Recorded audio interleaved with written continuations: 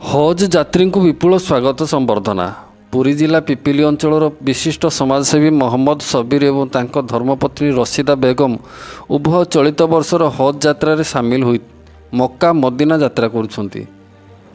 ଏହି ଅବସରରେ ତାଙ୍କର ବନ୍ଧୁ ପରିଜନ ଏବଂ ଶୁଭେଚ୍ଛୁମାନେ ନରସିଂହପୁର ସ୍ଥିତ ତାଙ୍କ ବାସଭବନରେ ପହଞ୍ଚି ଉଭୟ ଦମ୍ପତିଙ୍କୁ ପୁଷ୍ପଗୁଚ୍ଛ ଦେଇ ସମ୍ବର୍ଦ୍ଧନା ଦେବା ସହ ଯାତ୍ରାର ମଙ୍ଗଳ କାମନା କରି ବିଦାୟ ଦେଇଥିଲେ। ବିଦାୟ ସମୟରେ ସେଠାରେ ଏକ ଭାବପୂର୍ଣ୍ଣ ପରିବେଶ ସୃଷ୍ଟି ହୋଇଥିଲା। ତାଙ୍କ ଭାଇ ହାଜି ଜବାର ଖାନ୍ ମକ୍କା ମଦିନା ଯାତ୍ରାର ନିୟମ ନିଷ୍ଠା ସେଠିକାର ଚଳଣି ବିଷୟରେ ସବିଶେଷ ବୁଝାଇଥିଲେ। ଏହାପରେ ଉଭୟ ଦମ୍ପତି ସବିରଙ୍କ ପୈତୃକ ଗ୍ରାମ ଖୋର୍ଦ୍ଧା ଜିଲ୍ଲା ବାଲିପାଟଣା ବ୍ଲକ ଅନ୍ତର୍ଗତ ଭାକରସାହିଠାରେ ପହଞ୍ଚି ତାଙ୍କ ବନ୍ଧୁ ପରିଜନଙ୍କୁ ସାକ୍ଷାତ କରିବା ସହ ବରିଷ୍ଠମାନଙ୍କଠାରୁ ଆଶୀର୍ବାଦ ନେଇଥିଲେ।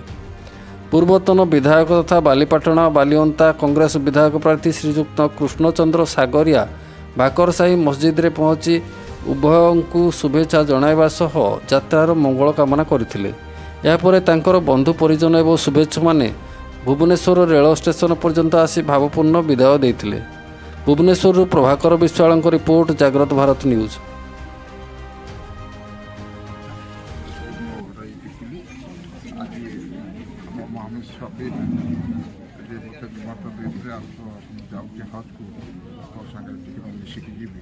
ଯାହା ବହୁତ ଖୁସି ଲାଗିଲା। ସେ ସ୍ୱାମୀ ସ୍ତ୍ରୀ ଦୁଇ ଜଣ ସେମାନେ ବହୁତ ଆଲ୍ଲାହକୁ ଡାକି ଆଲ୍ଲାହ ତାଲା ତାଙ୍କର ଦୁଆ କବୁଲ କଲେ।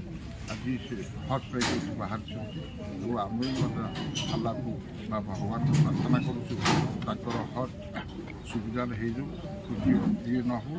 ଆଉ ତାଙ୍କର ସେଠି ଯେଉଁ ପରିଶ୍ରମ ଅଛି ଭଗବାନ ତାଙ୍କ ପରିଶ୍ରମଟାକୁ ଆସାନ କରିଦିଅନ୍ତୁ। 45 ଦିନ ଟୋଟାଲ ହଜ୍ ଅଛି ସେଠି। 45 ଭିତରୁ ଆପଣଙ୍କର ମଦିନା ଶରୀଫରେ 8 ଦିନ ସେଠି ରହିବେ। କାରଣ ସେଠି 8 ଦିନରେ ଆମର ଯେଉଁ 40 ବକ୍ତର ଯେଉଁ ନମାଜ ଅଛି ସେ ନମାଜ ସେଠି ପଢ଼ିବେ।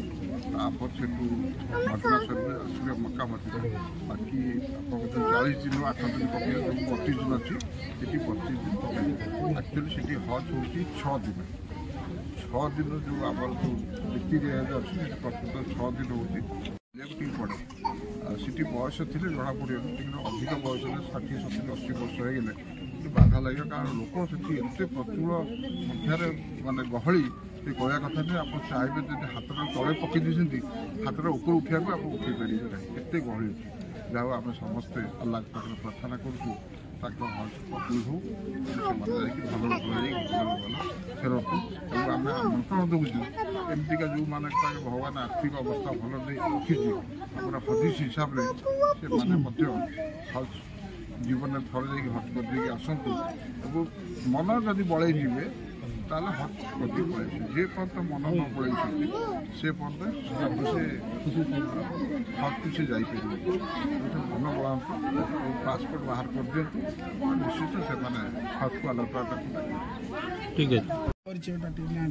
ମୋ ନାଁ ମହମ୍ମଦ ସବିର, ଆମ ଘର ହେଲା ନରସିଂହପୁର ପିପିଲି 7 ନମ୍ବର ୱାର୍ଡ଼। ମୁଁ ଆଜି ଖୁସି ଏଇଥିପାଇଁ କି ମୁଁ ଆଜି ହଜ୍ କରିବା ପାଇଁ ଯାଉଛି।